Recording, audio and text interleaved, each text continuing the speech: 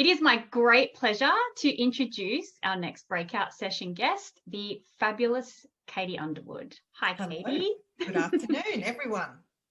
How are you? How have you been? I've been up and down like everyone has, but as I was just saying earlier, I think strangely enough, it's been one of the most dynamic and positive growth years for me professionally and personally. So although it's been difficult on an emotional level, I think, there've been a lot of ups to this year's kind of crisis crunch. So yeah, I'm good. So for those who've been living under a rock, who may not know who you are, they're probably not in this group, but for anybody that watches this in the group, can you tell us a little bit, you've had a very colourful career and life, a little bit about yourself, what you've done, do, and where you're located? Yeah, so I feel like my career life has been split into two halves, and I'm really only just recently integrating those two halves. So the first big chunk of my career that some people will know me from is starting in a pop group 20 years ago called Bardot. Yes, I'm that Katie, and I used to have red hair. So that was a huge launching pad. Prior to that, long form bio, I've been playing piano since I was 6. I was in a choir for 10 years. I've always been involved in music and won various awards for singing and performing from a very young age, probably starting at about 11 was my first solo performance in front of 2,000 people. So performing is something I've done a lot of. And so I have, now over 35 years of experience with performing, recording, events, and so on. So Bardot threw us into the international sphere. So with that came not so much acclaim. I think we got more criticism in Australia, but we did achieve incredible success with the studio album, both domestically and overseas. So that resulted in lots of interstate travel. So insert my music industry apprenticeship in television, radio, presenting, interviewing, what a bio is, what a mission statement is. So all of these concepts of not only being an artist, but how to market that and how to put that into the world and make it work. And quite shockingly realizing that the art part of my career was about 10% and the remaining 90% was business, marketing, planning, networking, and just the grunt of getting out there. So it was an incredible kind of apprenticeship into being an artist and being a successful commercial performing artist. From there, where did I go? Then I had some further music releases. I independently released a jazz album about 10 years after Bardot, and that was a personal tick. And then I did a huge pivot. So I stepped out of the music industry altogether and stepped into the wellness industry, which is how I categorize myself now. So over the last 5 to 10 years, I've retrained, totally rebranded, retrained myself in remedial massage, meditation teaching, Reiki practitioner, sound healer, and I've continued to expand my skill set and continue to do so each year over the last 5 years. So now, primarily, if you ask me who I am and what I do, I'll say I'm a meditation teacher, I'm a music producer. They're kind of the top two. And I'm a mother of twins. So somewhere in that long bio is also the part where I dropped out of society altogether for 5 years and had twin girls and raised them as a single parent and everything that goes with that. So there've been some huge chunks out of my career. But that's where I'm up to now and that's what I'm about. You're a total rock star, Katie, and congratulations. I believe it has been 20 years since Bardot released that album. Yes, 2020. We did have a little flirtation with the idea of a reunion, and we tried really hard to make that happen, but there were just too many factors and too many children, I think, in the Bardots that just meant that it wasn't viable. So who knows, we might come back at it for 25 years, but we had a little bit of an online sing-along reunion, and that was just lovely to just acknowledge what a huge thing it was, and that many people still hold that era, fondly in their minds. So it's nice to be a part of that. No, I did see that pop up and a few people tagged me in it and said, it's been 20 years. And None of you have changed in that 20 years, but well, apart from the hair color perhaps for you, but everybody else looks fairly the same despite having kids and gone on to do some incredible stuff. So yeah, I guess, Katie, I want to dive right into this with you. We have obviously Artist and Creative under the Raw Awards, and I really feel that 2020 has really shafted our creative and our arts industry, and really has almost just chopped the head off everybody's vision and everybody's goal set for 2020. So how are you kind of navigating that space? Because you went from being able to do hugely successful live events, one-on-one with clientele and in groups, and what are you doing now? How have you had to move your business? Yeah, so just to give people background for those who are, you know, just coming to learn what I'm doing now. So my main business, and for the last 5 years, has been in running events that involve both music performance, interactive vocalizing, and then some meditation guidance as well. So my events grew from 10 to 20 people, and I was doing 2 events a month regularly, I think, for the first year. That then expanded to anywhere to 8 to 11 events a month, circulating through 15 to 20 venues regularly, both in Victoria and some interstate as well. So my income really, tripled over about 3 years, which was awesome. But then when COVID came along, from March, all my events were taken away, and suddenly my whole business model that I'd leaned so hard on with this just one thing disappeared. So I did what any normal business person would do. I think I just cried and felt sorry for myself for a couple of days. And then I had a great fellow entrepreneur and friend, and she sent me this great inspirational video. And the key catchphrase that really inspired me was, you can either just sit there and feel like the world's against you, or you pivot and innovate.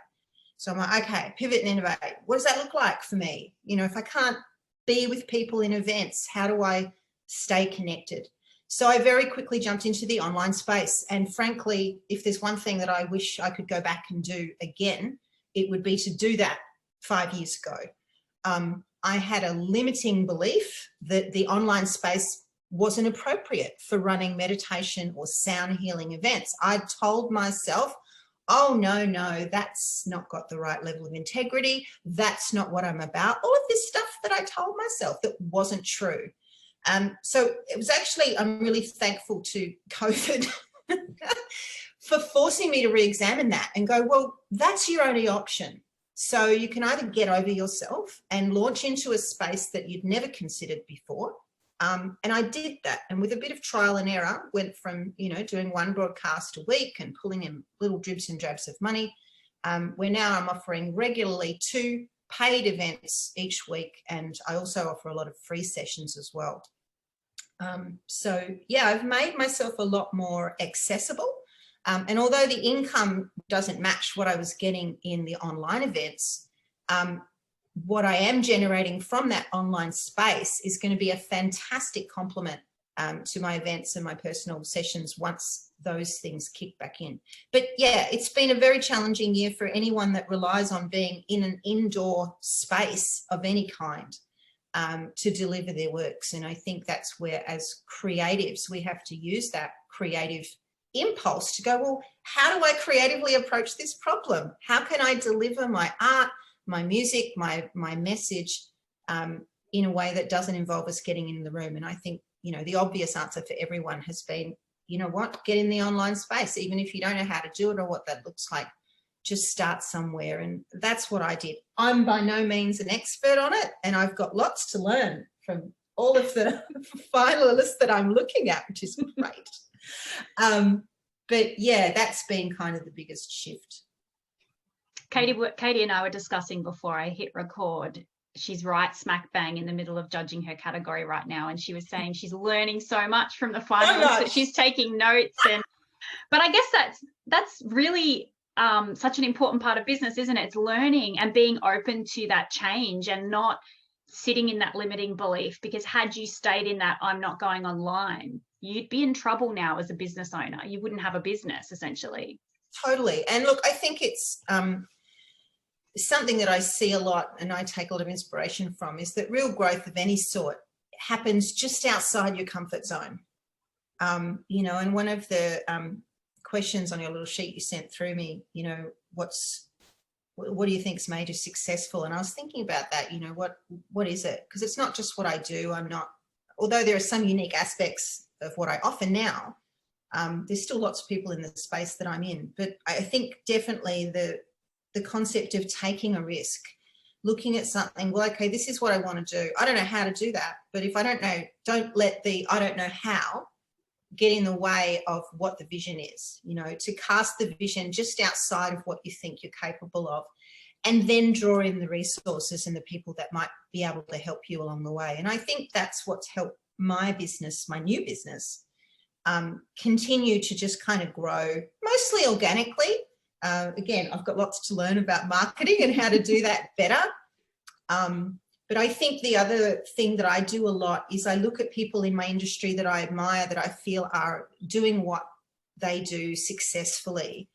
And, you know, try and kind of take some pointers. So you're not going to ever copy specifically what someone else is doing, but the ways they're doing it, or the way they're marketing it, or even the way someone puts a poster together. You know, when I look at something that I like, I go, oh, I like how they've done that, you know, and then kind of integrate it into my own business. So, yeah, I think when you hit that point where you start to feel comfortable, it's nice to enjoy that for a bit. But then go, okay, so now how can I make myself a little bit uncomfortable? How can I, you know, how can I move forward in a way that I do feel a bit scared, but it's exciting? You know, that's where the growth is, I think. Because it's easy to sit in that comfort zone, isn't it? And, Yeah. you know, if you're unchallenged in that space, it is really easy. I've met lots of business owners over the years that just got comfortable in their business, and then a competitor would pop up, or someone that does something a bit more innovative would pop up, and then it forces their hand, but then they're on the back foot trying to play catch up. So it is good to push yourself and, you know, sort of look, I guess, inward and look at where you can kind of move. So I'm glad you're getting some marketing tips from the the entrance this year. Yeah. But I'd love to touch on across that success that you've had in your career. Do you feel, you know, if I was going to take you like 5 to 10 years forward in the industry that you're currently in, do you feel like we're going to be more on this online? Where do you feel like the industry, especially for the creatives and the artists that might be watching this thinking, oh my gosh, I used to do, you know, theatre or music or live events and really missing that. Where do you feel like our industry might be moving? Yeah, look, I think getting into the online space is essential. It's like 10 years ago or 20 years ago when they said, oh, everyone needs to have a website, you know, and some people did and some people didn't. You know, and even like me 12 months ago, oh no, the online space isn't what I'm about. It isn't what my business is about. I think if you still believe that, it's really time to challenge yourself. And I'll give an example of what my experience has been like in that. So initially when I went into the online space this year, I thought, oh, well, this will be great. I will reach my existing database. What I'd never really seriously imagined is that I would be reaching people in Connecticut, USA, that I would be reaching people in Portugal, that I would be reaching people in Italy. And then what the potential flow-on effects are, oh, wow, I could actually be selling my products internationally. I could be expanding my Spotify database. I could be, you know, dreaming up doing events overseas and making that viable. Sure, it might take me a year, 2 years, 10 years, who cares? But to really understand that we've had this beautiful world wide web going on for so long. And I think as an artist, it's easy to just go, oh, well, I'm just, even just to say foolish things like, oh, I don't want to be that big. You know, and if you think that, oh, okay, well, my art's really just, you know, for Victoria or for regional, or oh, I'm just Australian based, you're selling yourself short, because somebody over the other side of the world might think you're spectacular, you know, and maybe you don't think that what you do is unique, but maybe it really is a lot more unique than you give yourself credit for. So they've been the things that I've learned, and that I'm really trying to dissolve these limiting beliefs on what my scope could be. Doesn't mean that it has to go that way, but the online space is definitely, you know, it's where it's at. And I think a lot like television has evolved to be more on demand, right? Think about what's happened in the TV world, in Netflix, online streaming. People want on demand. They want interactivity. They want user-driven content. And as an artist, that still remains true. A lot of what I do in my business is nurturing my existing database and expanding how I can interact with them. So it's that, even that direct question of, okay, sure, I've been doing meditation events, or I've been doing this sort of event, you know, really asking and communicating with your client base. What would you like to see me do next? What do you want? Do you want more workshops? Do you want more music? Do you want more online content? And also allowing your clients to feel like they play a part in your business evolution. And I think in that way, then you create a really dynamic relationship with the people that you're interacting with, so that rather than going, okay, well, people come to me for an artwork, an album, a music. Well, once they've done that, that's it. What is it? Just a one-off? How can I re-engage that person? How can I expand their interest? How can I reach them in a new way? And if you can't imagine what that is, you know, ask them. And I think more often than not, people want to be involved. So I think that's where the shift is in any industry, but particularly in the creative industry, to understand that it's much more user-driven, and people do kind of expect on-demand, online accessible content. It doesn't mean they won't come to your event. I think, you know, next year there's going to be a huge push towards people going back to in-person events, and a huge desire around that. And I think that's still really important. But, you know, as an alternative to reach people that can't get there, people with babies, older people, people with injuries, maybe people just can't physically get to where you are, but that doesn't mean they can't engage with you or your art or your music or your offering or your business or whatever it is. So yeah, I see that as just expanding more fully. Yeah. So get on as many channels as you can. Like for me, I think one of my big mistakes was sort of reviewing my own business as I'm assessing, so-called, judging everyone else. You know, having a presence on YouTube. I should have done it 10 years ago. You know, 20 years ago, Katie. 20 years ago, right? And totally should have done it 20 years ago. So, you know, there's missed opportunities there, but it's never too late to start. So, you know, that's something that's on my business to-do list. Right, I need to get on YouTube more. I need to expand my subscribers. I need to put more value in what that can bring and the ways that can expand my business. So yeah, it's on the to-do list. There's always something more to do, I think. But I love that, because you actually touch on a really good point there, where sometimes we can look and feel like we've missed the boat. I mean, it's easy for you to go 20 years ago, reality TV didn't exist until it did. And hello, you know, Popstars. And back then you didn't know what that was going to mean. Back then, no one knew what to expect. So when you had 25,000 people turn up to audition and you girls are down to 5, no one was leveraging social media, didn't exist. No one was, you know, the online presence really was for geeks and techies and cyber nerds. So, but you could look at it now and think, oh, drat, I wish I had have done it 20 years ago. But you're absolutely right. You can start today. There's nothing you can't, you're never too late to the party. No. And, you know, it's easy to get disheartened and go, oh, God. I mean, even Instagram, right? I was so slow to come to Instagram, and it was only because I was working with a friend who helped me update my website about a year ago, which needs another update. And I said, I need you to just tell me straight. Do I have to be on Instagram or not? Because I really don't want to. He goes, yes, you do. Okay. And, you know, and that's, again, it's happened organically, but I've managed to sort of slowly expand my followers. But it would be interesting to go, yeah, if I had the people who have 1 million followers now, you know, they were on it 5 years ago when it was just starting out. So yeah, I think just getting past my own prejudice about the online space has been the biggest learning curve for me in the last couple of years. But, you know, I'm on board now, and I'm ready to catch up. So it's definitely getting out of your own way, isn't it? It's that mental hurdle of just going, it terrifies me, but come on, let's just pull up our big girl pants and do it anyway. Yeah, no, that's right. In so many ways. If you could go back, Katie, and give yourself a piece of advice. I know you touched on this earlier, but is there something that you would tell yourself, your younger self, that would benefit you now, or that you feel like it would have been really pivotal to know back in the day?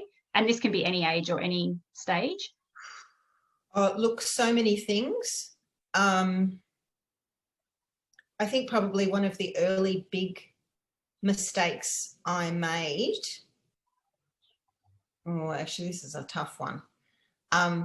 There was a pivotal moment in my career where I had an opportunity to move overseas, and I chose to stay in a relationship that I didn't remain in, rather than potentially expand my career internationally.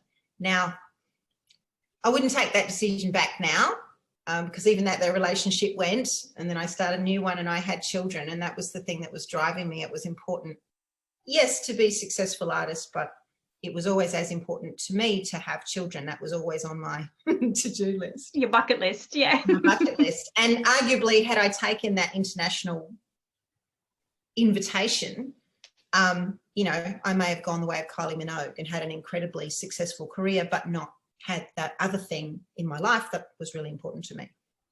But yeah, I think it's always a tough one when your personal life impinges on your professional life, and I think it's a tough call.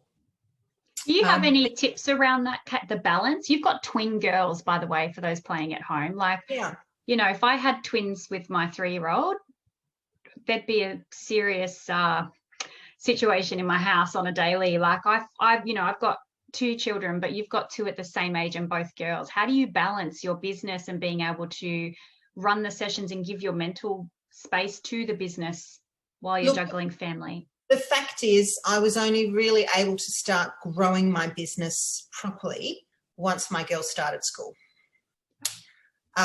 You know, I had to balance my caring for them, particularly as a single parent, and just trying to make enough money to survive, really, for those first 5 years. So I don't have any magic answer on the 5 and under bracket. I think, you know, if you've got a partner maybe that can support you, and then you've got a little bit more room to move.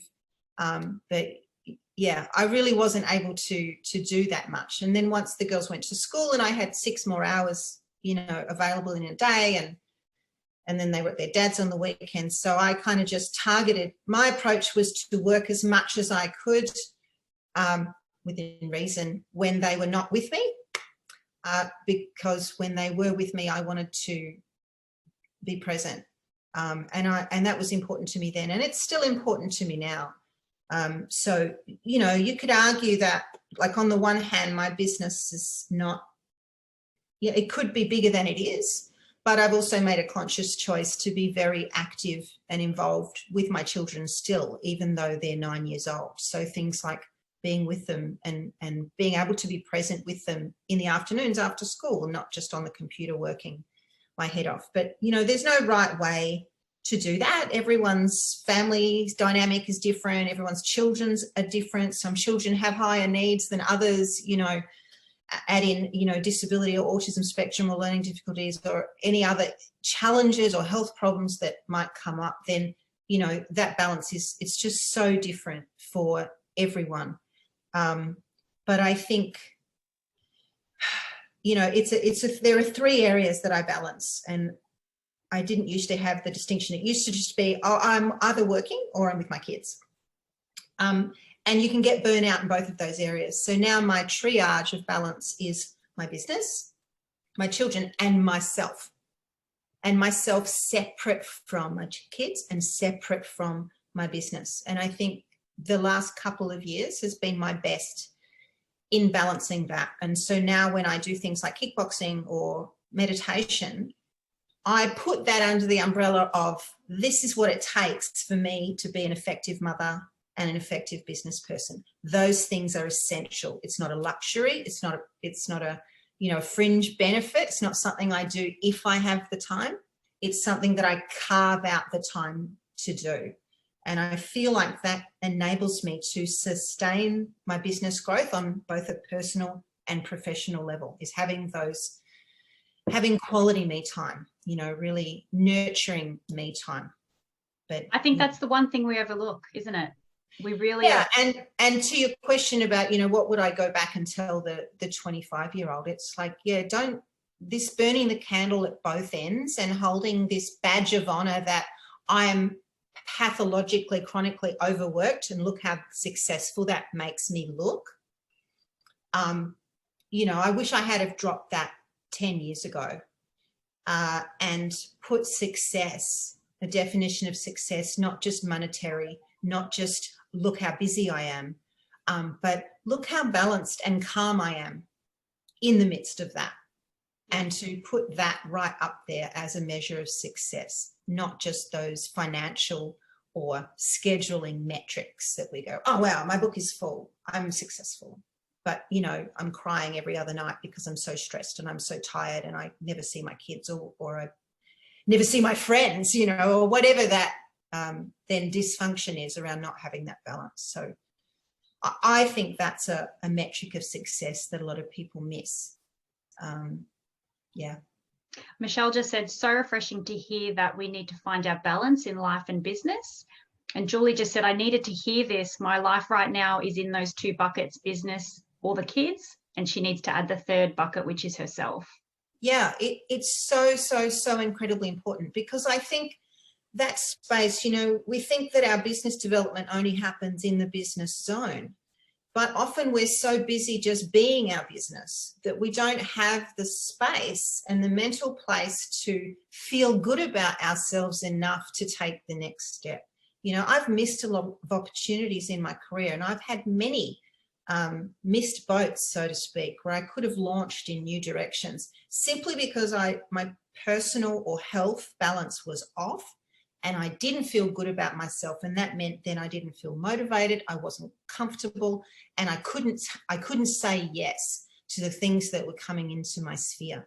So, you know, now I see that third section of personal care time as so essential to my business development. It's not direct, but it's indirect, because in that space, I feel great. I feel balanced. I feel healthy. And then when I go back in my business zone, I'm like, yeah, I can judge that business awards thing. Yeah, I can do that Zoom conference. Yeah, I can sit and reformat my website because I know what I'm capable of. Or, you know, whatever opportunities we're receiving or generating. So that's, I think, been the most valuable learning thing for me. And I know that tool is going to help me launch and further expand in the next 5 years, much more so than just staying pathologically busy and going, I'm successful, even though I'm burnt out and I'm depressed half the time, or I'm anxious because I'm working too much, you know.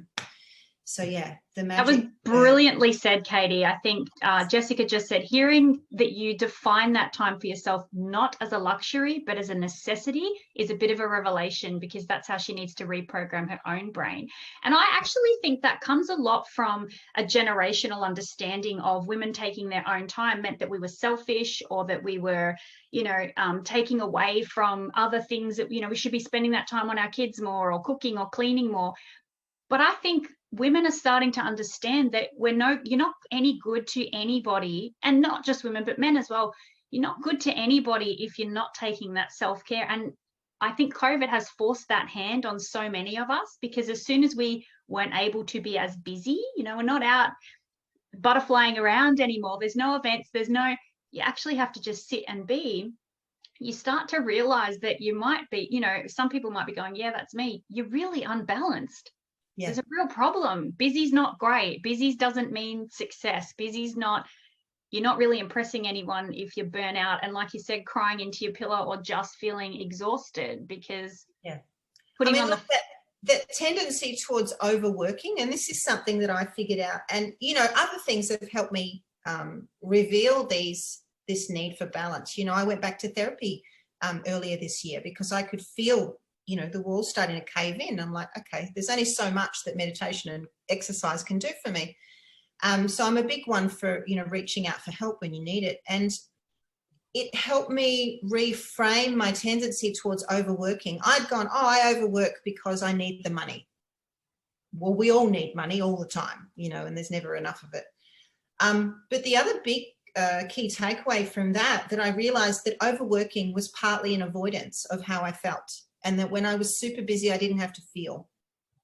And again, you might go, okay, well, on a business perspective, what does my feeling have to do with my business? Yeah, well, it comes back to, you know, having a positive sense of self-esteem, feeling stable, having that strong internal foundation is the very ingredient that you need to have in place before you then expand your business. Otherwise, you never believe that you can be greater than you are, or that you can earn $1 million a year rather than 100,000, or you go from 10 to 100, or whatever your metric is. Yeah, so that was a big eye opener for me. And now I'm really mindful of when I go into the tendency to overwork and go, well, hang on, no, I don't need to do that. Let's just still be smart. Let's keep the balance, because that's just so important. I love that. I think everyone's just like, they need to get more balance in their life. You need to tune into Katie's sessions. So speaking of that, Katie, how can people connect with you? I will share all your links and everything, but what's a way that people can connect with you, keep up with what you're doing? What's next? I know you're working on an album. And sure. Look, at the moment, the main platform that I'm accessible on is Facebook, and I'm actually looking to change that because lots of people aren't on Facebook. So for now, most of my live videos, so I do lots of live, five morning mantra sessions a week, which are all freely accessible on Facebook Live. And then I offer a couple of paid events. And generally there's kind of a trust factor there. It's still broadcast on Facebook Live, but there's just an honor system where people will contribute to those sessions in the various ways I offer. So that's kind of what's happening now. So I do a combination of, I do a mantra class, so you can come along and learn more about what mantra meditation is. So half that session, we talk about various things around the mantra, around meditation, and then we get to practice together. I say together, although it's not a Zoom call, so although the only person you're hearing is me, my point of difference, one of the most unique things about my offering is I offer live looped vocals. So I create essentially a choir of my own voice live and intuitively delivered in the session. So although you can only hear one person, I create this choir effect, so it kind of feels like we're all in the room together. At least that's the intention. And then I also offer sound healing events once a week. But once we get back up and running, I'll be looking forward to offering workshops again, mostly around Melbourne or Victoria, and getting back out there in the physical world. And I do also offer private sessions. I'm a massage therapist. Did I mention that as well? Wear so many hats, Katie. So many hats. International pop star. In the bio. So I do one-on-one sessions as well from my home in Hampton East. So that involves remedial or relaxation massage, Reiki, and sound healing combined into the one session. So that's really beautiful. So from November 3rd, I'm looking forward to seeing people. So I'm happily starting to book people in now, which is fantastic. The countdown is officially on for Melbourne. Yeah. So my other thing, I do have a website, but it's in bad need of overhaul. But if you want to check that out, that has some information, and you can order music on there as well, which is underwoodhealing.com. So as Dee mentioned, I do have 3 albums of relaxation meditation music, and I'm currently working on my 4th double studio album. But like all of us, the studio is closed until November the 1st. So I'm going to be keen to get back in there when he reopens. But yeah, slowly but surely. You're awesome, Katie. I think the one thing I would say about you from the moment I met you 20-ish years ago, I'm going to say, walked in as an 18-year-old and met you, I have always respected the way that you have done you and nobody else. Totally and utterly unique in your whole person. And I would love to know when did you figure out who you were? Because you were young too. I think you were only like 20. Yeah. So you were you just walked in and so for those who didn't know, I auditioned for Bardot as well. And that's how I met Katie. But you just walked in, I remember, and I remember saying to my mum, she's phenomenal. Like, she's in. Like, out of all the women that were in that room, and it started to dwindle down, and then we went off and we were in the top 25. I always knew you just had a sparkle. I'd love to know how you figured that out and where along the lines in your life you learned. I think I was really, really lucky from a young age that I've always had an innate sense of confidence in myself. So I can't give you any great story about how I found or discovered that. I think that was always inside of me. I think the biggest challenge I've had now looking back is that I played small, believe it or not, for many years because my larger than life personality intimidates a lot of people, frightens them off, or people have all sorts of reactions to you when you know who you are, what you want, and where you're going, you know. So I think my biggest challenge was to let go of that limiting belief that I had to actually play smaller to get along. But, you know, on a personal level, I guess I've always been a bit different. You know, I had flaming red hair from the age of 14. That had a huge impact at school. Then I cut my hair. And so then I was labelled a lesbian and ugly and whatever. So getting judged by other people for just being me was something that I've had a lot of experience with. So when I got into Bardot and then that all came up again, oh, you wear glasses, you've got short hair, or you must be a lesbian, or you're a nerd, or you're ugly, or you're different, or all of this stuff came up. But for the small percentage of people that didn't get it, like you, 90% of the rest of them went, amazing, love that you're different, because I'm different too. So yeah, I think I've never been afraid to be different, and I've had lots of practice in just not investing what other people think and being who I am. But I think a lot of that was just innate, and I was lucky in that. I think the only time I really didn't know who I was after Bardot, about a couple of years after.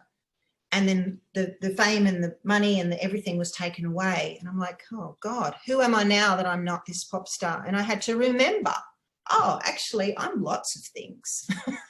While dealing with the public perspective of what they believed you to be. Yeah. And I always was. And I went back to, you know, my own internal feel-good list and rebuilt that, rebuilt myself up again from that. But yeah, I don't know.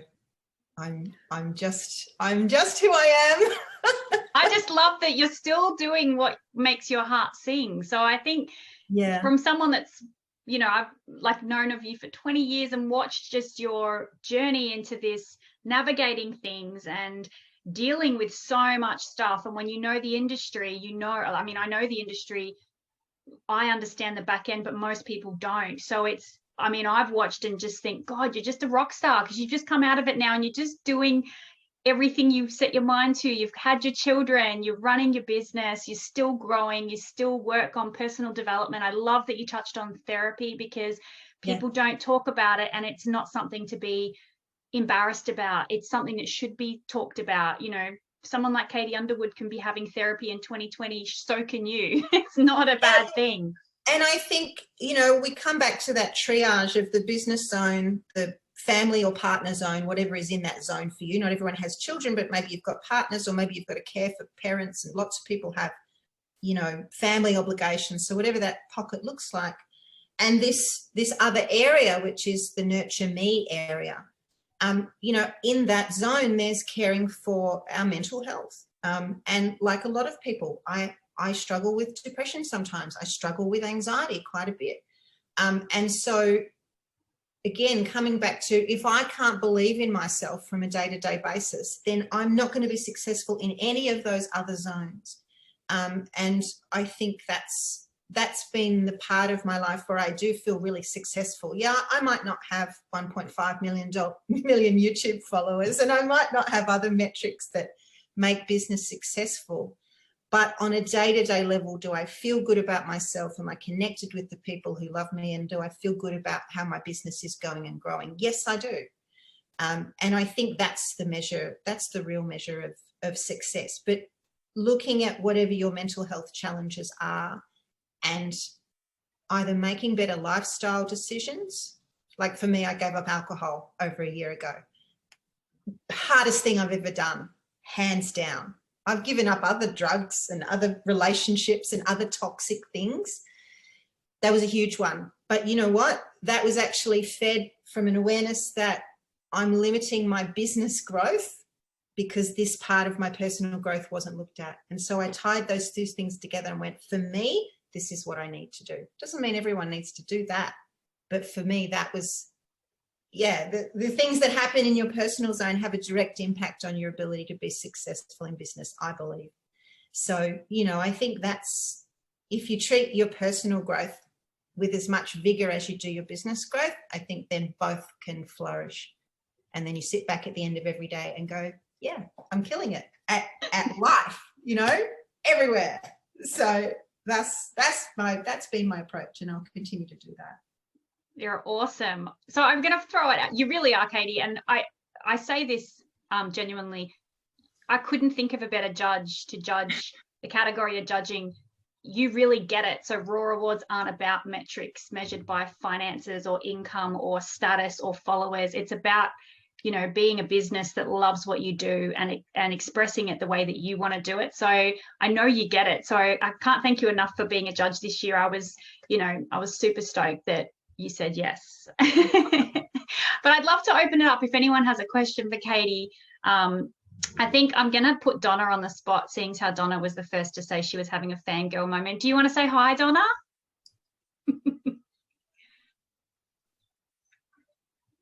Are you there, Donna? She is. She's just unmuted. I'm trying to work out how to do it. Hang on.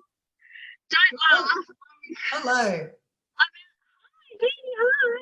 I'm in the front of school, just about to do school pickup, and in Sydney it's actually quite a hot, humid, muggy day. So I do go to school an hour early to get rockstar parking out the front and aircon in the car for my daughter. So I'm a bit of a nerd like that. My mum did that for me, and it flows on. I just want to say thank you, Katie, for your time.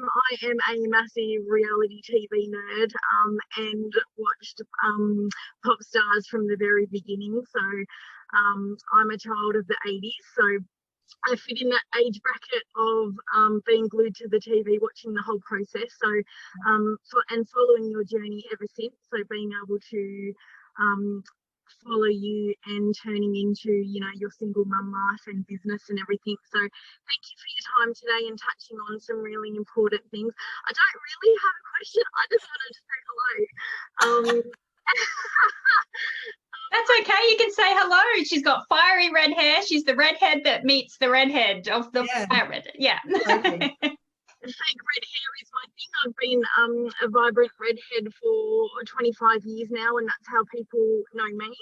I have a 25-year background in hair and beauty, and then my businesses stem from that, and I balance 4 businesses and a little retail job at the same time. So I wear a million different hats, but probably need therapy by the sound of it. I'm thinking, well, like you said, Dee, if Katie Underwood can have therapy in 2020, right? We all do.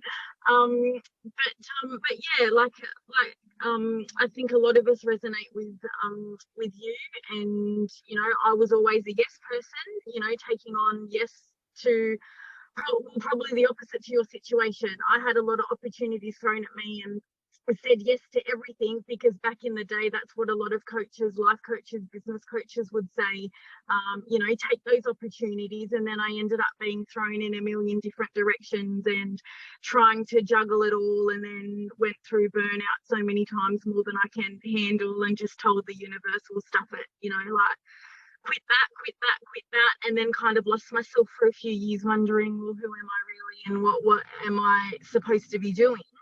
And then that escalated into expanding other businesses and spending a lot more time helping people to run their businesses, which is what I do a lot now. But yeah, no real question. I think you're amazing. Thanks for being open and honest and raw and sharing your journey with us. Thanks for sharing yours with us. Thank you. I think someone else put their hand up, but they've moved across my screen. Does anyone else want to say hi or ask a question while I've got Katie here? I'll say hi. I always do. Katie, I just wanted to say thank you again for your time. That was really hearing that, going from something which seemed so big to then managing what is even bigger for you in your heart and your business. Was there ever a point where you missed things and you wish, I wish I had this stage and I wish I had this lights on me? And I used to be a professional jazz singer, and with moving around with kids and all that, following my husband and his, he's a doctor and he's important and all that sort of thing, and I had to move from place to place to follow his career choices. Yeah. I'm no longer singing, and I miss that with every fibre of my being. But the flip side is I'm not then investing that time into singing. I could be singing on the Gold Coast. I could be pursuing other musicians. But how do you do you have that feeling of, oh, my God, I miss that? And B, if you have those feelings, how do you have them sit comfortably within you so that they're not a resentment? I think there's missing things is a normal part of a grieving process. Like for me, when I decided to stop being a commercial music performer, so I dropped it essentially when I had my kids, and it was starting to get a little stale for me, but I was doing the jazz band thing and I was enjoying it. And then when they got past the year mark, I started to say yes to events because I thought I missed it. But in fact, what happened is I realized, no, you know what, that time is finished for me. I never dreamed that I'd be creating music, 7 times a week online now, which I'm doing music more now than I ever did. But I had to go through a process of grieving that as I'd done it in the past. So I don't know, and without knowing more about your situation, either you need to complete the grieving process to understand that that part of your time or your creative expression is finished, or if the pull is really, really strong, maybe you do need to actually test the waters again and go, well, what would it look like if I reached out to someone and started up a jazz band, even a jazz duo at the cafe? Scratch the itch and see what it is. Is it just nostalgia for the past, or is it actually a genuine desire to re-engage with that? And if that's part of following your heart, yes, I understand your commitment to your family, to your husband, to your family unit and how that works. Like that's part of who you are.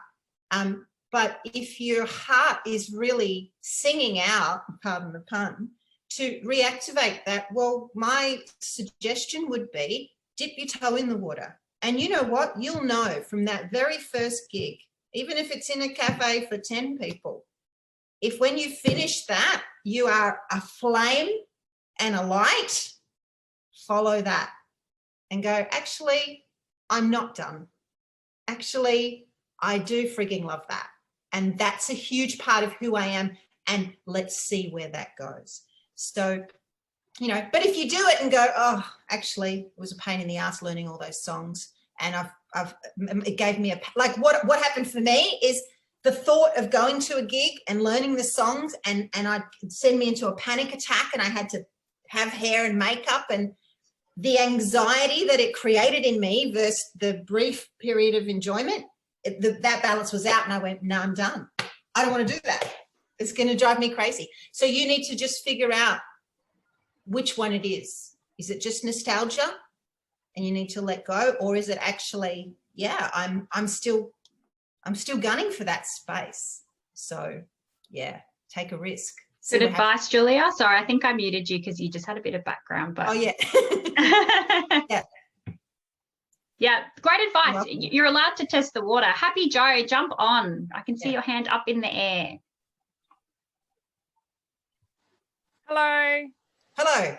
Hi, Katie. No, that was fabulous. Thank you. I really resonate with you. I was a big Popstars fan, but also you being a single mum, I am too, and it is hard. It's a juggle. You got to juggle your business, manage your daughter, and it did take a long time and now my daughter's 12, But my big question is, she's done singing and piano since she was 5, so for 7 years. So what would you recommend? Does she start a YouTube? I remember you saying YouTube is the key. Is that what you recommend for young girls to do? Is that what she wants to do? Yeah, she'd love to sing and play the piano. She wanted to be like Delta. Sure. Look, it's hard to give people advice in this space. I mean, the fact is there's only so much room in the commercial music space, particularly in Australia. And even, okay, yeah, we talk about YouTube channels. Look, my answer to the YouTube thing, sure, yeah, start a YouTube channel. But the concern I have around that is that there's an incredible amount of criticism and trolls on the YouTube space. And from a parent perspective, I would be quite hesitant to put my child in that space under the age of 16. And not to mention the dark aspects of kids and an adult world. Like that's just my personal thing. I would really be protective about my child in the online space under the age of 16. Beyond that, and with some coaching and support, you can probably help them. If she's already playing piano and singing, then there's opportunities there for her to begin to explore. Well, can I write songs now? Not every musician is a good songwriter. I've always been a better musician than a songwriter, although I've done both and I've had some success in both spaces. For everyone, being a successful singer-songwriter, may not be the only pathway. So I think, for your daughter, you want to look at multiple different ways she can express her art. The answer doesn't have to be, I'm going to be a successful solo artist. Maybe she's actually an incredible lyricist. Maybe she ends up writing songs for other people.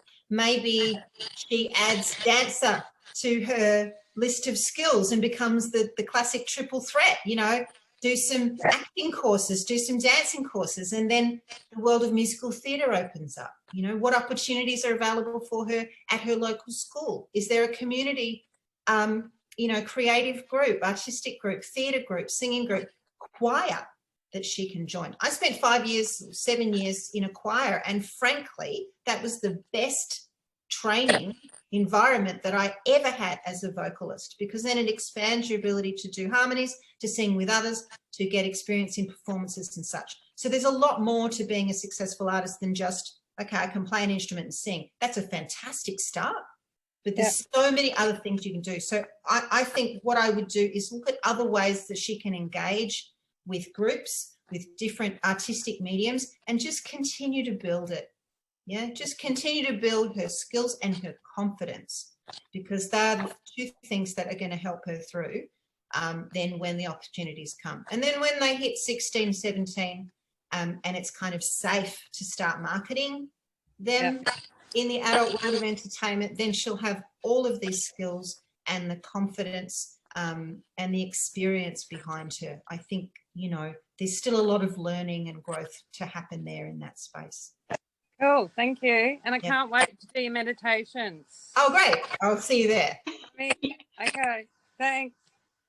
That was great, Katie. And I think you touched on something that Julia and Happy Jo both brought up, is finding out why someone wants to do something and what does it look like? What does it look like? And that you can ask yourself that yourself, but also asking, why do you want to do it? What do you think you're going to get out of it? What does it actually look like? And when you talk to young people, my nephew's the same. He wants to be a famous YouTuber and he wants to be on reality TV. And as someone that's been on reality TV, he always says, oh, well, you did it. And I'm like, yeah, but I wouldn't say that it was awesome. It might have looked awesome, but we were really tired, really used, really made to do stuff. I mean, I joked and said, I can't remember how many times I had to get out of a car just so we could get that shot. And by the 20th time of getting out of a car door, I looked like I wanted to shoot someone, and that was the one they used because it created a narrative. So, you have to find out why people want to do stuff, and then being able to talk to them and say, well, okay, I get you want to do it because you love it. Happy Jo, I'd get her down to a local cafe and see if they'll let her play for half an hour on a Sunday afternoon, or pair her up with another artist somewhere local in town and see if she could be the support act for them. like Katie said, get her into a choir, get her the life experience, because the online side of things, we're getting sold that it's that quick fame and whatnot, but you've got to be careful with littlies because they can open themselves up to some pretty nasty critique. And I still cop it, and I haven't been in the industry for years. Katie would still cop it on videos. Like, I get tagged in videos all the time that go up with performances, and then people like do the down thumb or write nasty comments. I'm like, dude, I haven't been singing for like for 15 years, so it doesn't bother me, but it would bother someone trying to still build a career or be relevant. So yeah, but Katie, you're awesome. Does anyone else have a question while I have Katie here, or just wants to say hello? I think there was a couple of comments in here too, but where am I? Katie, I just wanted to ask you one more question. What would be your one piece of advice to everybody for the rest of 2020? If you're very much in that self-care pocket, is there something you think that people could take away today that they could implement today in their life, in their business, in their home? Look, I think this year has been a really potent time for learning. And, you know, as we're talking about offering our art or our business online, there's also so many resources now available for business development online. So, you know, I've committed to a couple of courses, and I have another one coming up in December. I think continuing to develop your craft, to expand your skill set, and whether that's in the creative zone or the business zone or both. I think in a time where we're still limited to what we can do and how we can work, we'll then go, okay, so this is an opportunity for me to retrain, to upskill. And whether that upskill and retrain is in your personal zone or in your professional zone, or maybe a bit of both. I think that's where the people who will come out the strongest out of this year and moving into next year are those that have used this time to improve in whatever area you think needs improving. So, you know, we've still got lots of time left. And even though restrictions are being lifted in Melbourne and the rest of the country is getting back to normal, it won't be business as usual, probably for another 6 months. So I think, you know, if we're forced into a position where we can't work, you know, go, okay, well, how can I use this time to my advantage? And just make sure you come out the other side of it stronger. Yeah. You're always developing. It doesn't surprise me, but you're so about that self-development, personal development, and that growth. I love it. You know why? I get bored easily. Yeah. If I do the same thing in the same way for too long, even if I love it, yeah, I get bored. I just get bored of myself. And I think, God, if I'm bored of what I'm doing, then my client base is going to be bored too. So, you know, I think I've always had that internal drive to kind of keep things evolving and growing, to evolve my craft, to evolve my music, to evolve my outlook. And that if I feel dynamic and I'm excited about my own life and my own offering, then so will the people that come to my events or come into my studio or come into my online space or whatever. You know, everyone's looking for inspiration and freshness. So I think that, you know, to put a value on how you project personally as well as professionally, like my mother worked in sales for almost all her whole career, and her view was, you know, if you can sell yourself, you can sell them anything. And I still think that's true.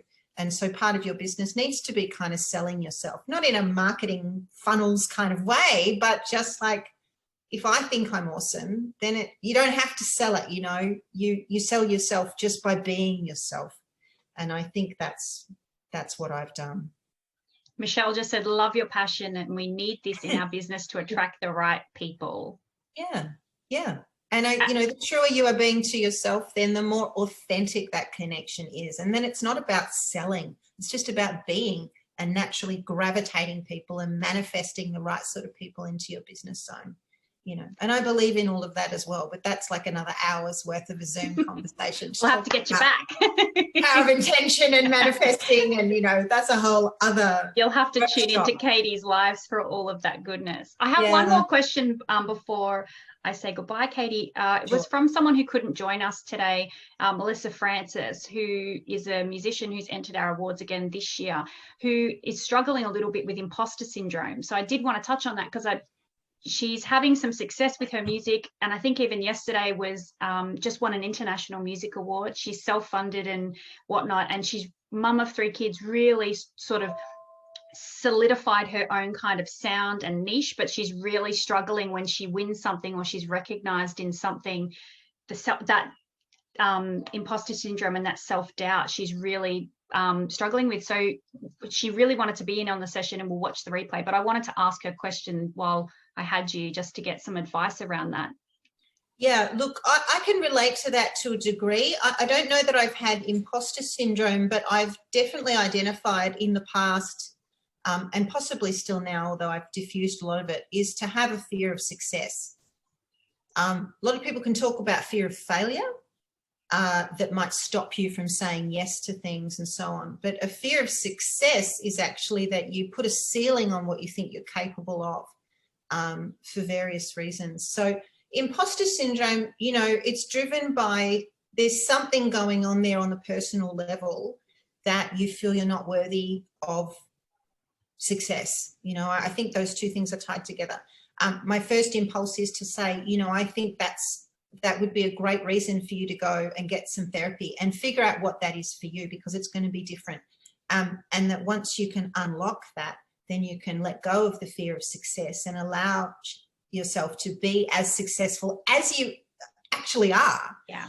And clearly she's doing that in the world, but in her internal world, there's a cage there somewhere. Yeah. So I'm not qualified to give you an easy answer into how to unlock that, but I highly recommend asking for help, because in unlocking that personal block, then you will unlock both energetically and realistically the opportunities that are going to come to you. So yeah, I think that's all I can say, but definitely can relate. You know, my fear of success, to share some of my experience with it, was that when I was hugely successful in the past, it damaged my relationships, it damaged my friendships, it damaged my family connection. I felt lonely, I felt isolated. So although the financial metric was there and the fame metric was there, my personal life was blown apart. And it took me a long time to kind of repatch this false truth that I'd built around, well, if I get successful, I'm going to lose all of those things, because that's what happened in the past. And to make a really big distinction, to go, yeah, well, what happened in the past doesn't have to dictate my future. And, you know, but that's the whole thing about meditation. We create our future from being in the now, not being in the past. If you create your future from the past, you'll only ever end up where you are right now. You have to actually be, right, well, this is where I am now. I've just won an international award. I've just been acknowledged, and be in that space now, and then you can cast forward. So it's a tricky business and it's not going to be easy, but I really heartily think that you'll get a lot out of finding the right support professionally and helping you move past that. You're amazing. Have I told you that today? You have many times. Right, of course, but you know. I truly mean it, Katie. Thank you so much for sharing all of those things. I think it doesn't matter what business or what's set up, whether you're personal, product, you know, whether you're a creative, an artist, a musician, whatever category you're in, wherever you fall, so much of what you've touched on today is relevant across all industries, all scopes, all levels of life. And I can't thank you enough, because you truly just speak from the heart, and you've shared a lot with everybody today. I'm sure they've learned more about their favorite 90s pop star icon today. And I'm really excited about revealing all of the winners and the top 5 this week for Raw. So again, thank you for judging. I'm glad you're getting a lot out of it. So I've heard it from a lot of the judges. They've been saying that it's been really difficult, because it's quite, you know, people are putting a lot into their submissions. But I finish on this with everybody. I'd love to know just your advice. If you don't, so I'm obviously going to announce the top 5. Some categories have had up to 37 people in one category this year, which is quite hectic. Just your advice as a judge. Not everyone's going to make the top 5. Any advice for the people that don't, so that they don't feel like it's, you know, they're not eaten by that comparison, or that they don't think that it's that they're worthy? Just some advice around taking the rejection, or taking the, it's not even rejection, but taking, I guess, they didn't quite make it, what they can work on for the next time? Or I think one of the things that makes it so hugely diverse with everyone's submissions is, you know, some people have been at their business for 2 years and some people for 10 years. So naturally you would expect that someone that's been in business longer is going to be more successful or more diverse or what have you. That's not always the case, but, you know, often it is. So I think, you know, respectfully, if someone's only been in business for a couple of years and, you know, you don't win your category, I think it's wonderful to just put your hat in the ring. And it's not, you know, not winning is not that you're failing. It's just there's so many incredible people out there. As I said at the beginning, even I'm intimidated by some of the people that have, you know, for the first moment I go, wow, why aren't I as good as they are? And then I have to remind myself, no, hang on, I'm great. I'm Katie Underwood. I'm good. But being triggered in that way reminds me that there's always room for growth and there's always room for improvement. So to see your participation in these awards as an opportunity to be inspired, and that should be there regardless of whether you win or it's not even a loss, or whether you just don't get that acknowledgement this time around.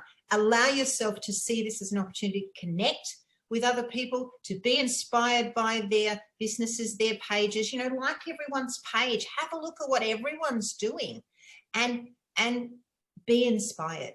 Pivot off of that rather than the inner child that goes, I didn't win. You know what? You're in the game. That's right. You're in the game. You could have been sitting on the bench, but you're in the game. Be inspired. See the opportunities for networking, for growth, and go, you know what? Okay, right. Where am I at this year?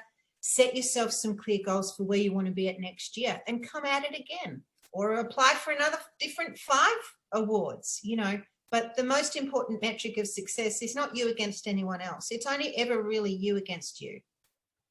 Where was I last year? Where am I this year? Where do I want to be next year? And to remember that this isn't about measuring people against each other. Not really. It's not that. It's how can I inspire myself to continue to grow and to be happy doing what I'm doing and achieve the measures of success that I set for myself. That's what I would say to you. And how Nicole just wrote, love that as an opportunity to be inspired. Yes. Like brilliant. As I'm always. Inspired. I'm like off the chart inspired today. So, you know. Thank you so much again for your time, Katie. I super appreciate it. I will post all the links to Katie's connections where you can connect and find her. Maybe today is the moment that you go, I'm going to focus on my personal a little more.